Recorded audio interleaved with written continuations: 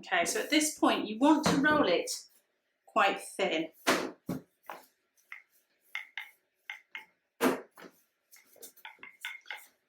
Remain with the nice even pressure if you can at this point.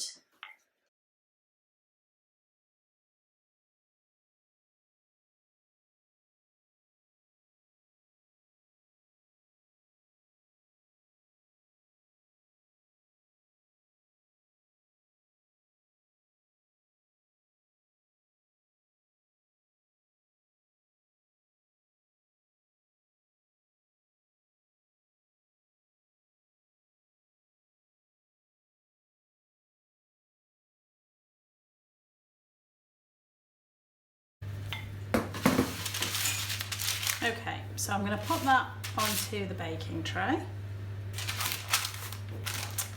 with baking paper on the top. I'm making this look very difficult, which of course it isn't. Okay, now the oven is preheating to 180 degrees fan. Okay, so you may need to adjust for your oven. It may need to go up a little bit. Now, in this bowl, I have some frangipane mixture. So it is 100 grams of soft butter, 100 grams of caster sugar, and you cream those together. By that I mean you take an electric whisk and you whisk them until they're very pale and fluffy. Then you add 1 egg and beat it really well again, and then add a second egg and beat it really well until combined again. Then I've got 140 grams of ground almonds, which is the brown speckles, because what I do is I don't buy ground almonds in a packet. I've got a food processor, so I buy whole almonds. When I want to make them into ground almonds, I just food process them. That's 140 grams of ground almonds and 75 grams of plain flour, otherwise known as all-purpose or pastry flour. Okay, so, or cake flour. So that's been combined together to make a frangipane, and then we're just going to spoon this into the centre of this.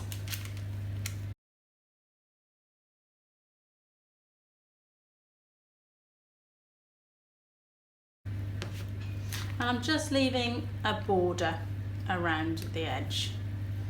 Okay. Just going to stretch it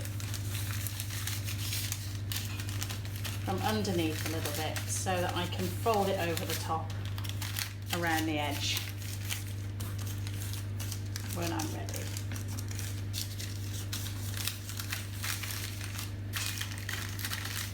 Okay, now I've got some plums here from the garden. So I've got damsons, yellow plums and green gages. So nice variety. Now whatever fruit happens to be in season, use that. Cherries, strawberries, strawberries, would they work? Peaches, apricots, what else might work? I guess blackberries, whatever you think might work in this pie.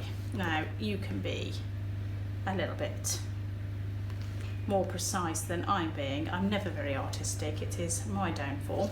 But I've taken the stone out of these fruits because obviously you don't want to be biting into a stone from the plum.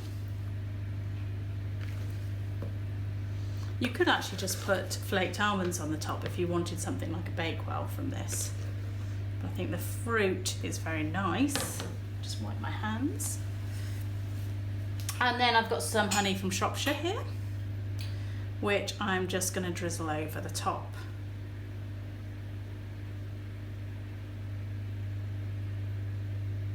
That will just sweeten. Those damsons can be quite sharp, which is nice contrast to the rest of the frangipane, etc. But sometimes they make you wince with their sourness. Okay, and then what I want to do is just stretch this over the edges, just to stop any juices leaking out, okay? So it just makes it very rustic.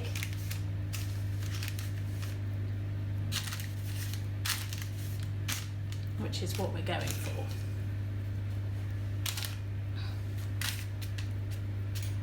Okay.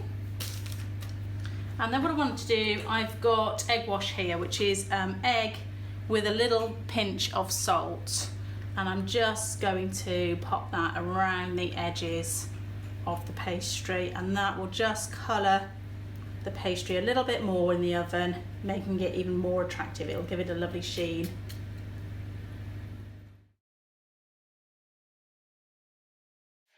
There you go, that looks great. So it's beautifully done around the edges, and in the centre it's just nicely soft. So that looks really good. I wish I had smelly vision. It smells absolutely divine. I'm really pleased with that.